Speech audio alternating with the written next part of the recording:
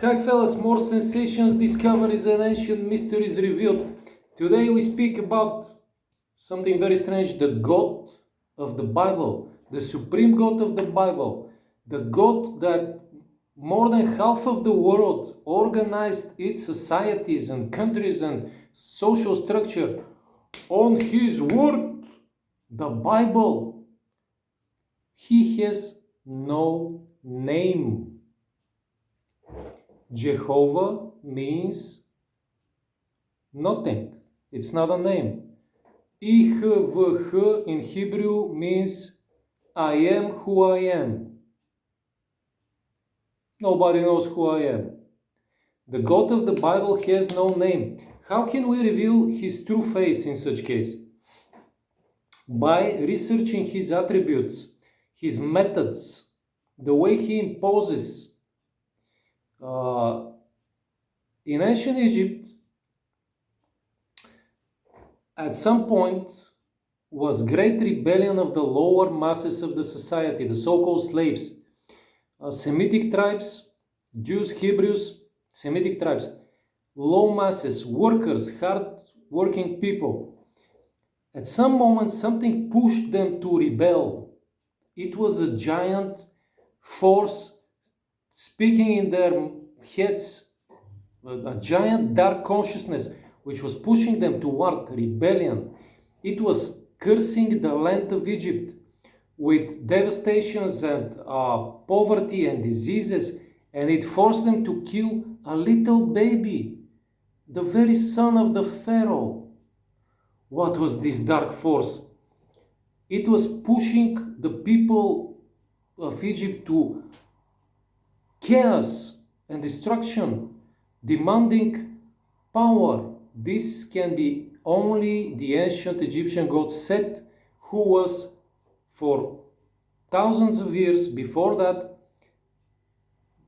being present in ancient Egypt as god of confusion, chaos, destruction, desire for the throne, for ultimate power and control, to be the one.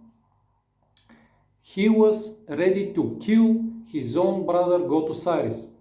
So as you see, the attributes of ancient Egyptian god Seth and the dark force which pushed the Jews, the Hebrews, toward their exodus, toward their future state of Israel, the attributes of these two forces are absolutely the same. Something else, even more strange and convincing. While they were on their exodus, which, by the way, the god of mischief and chaos and lies was leading them for too many years, for 40 years, the destination can be traveled for 4 days. And he was lying to them and go there and go there. And they were suffering in the desert and dying because he was lying to them all the time. When Moses asked him, "Who are you?" he said, "I am who I am, Jehovah." And the name became known as Jehovah.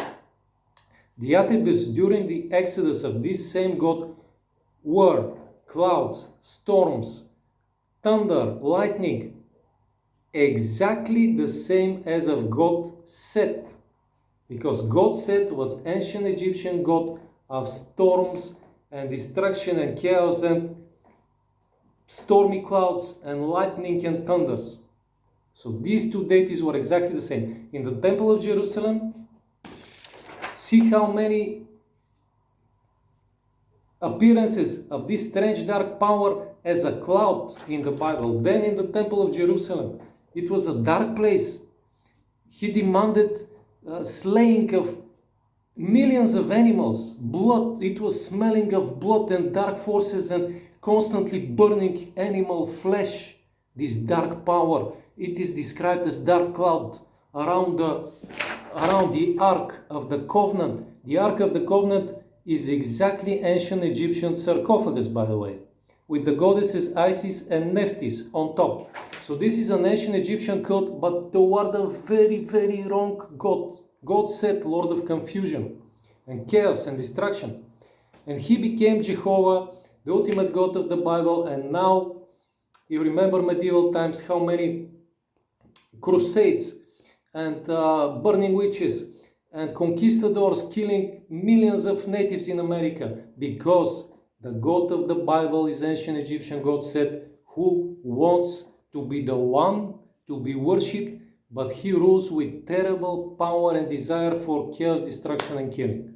That's the truth, and the whole world, the whole Western civilization, the two Americas, Europe, everything, Australia, everything was based on this evil ancient Egyptian demon God Seth, which became known as Jehovah.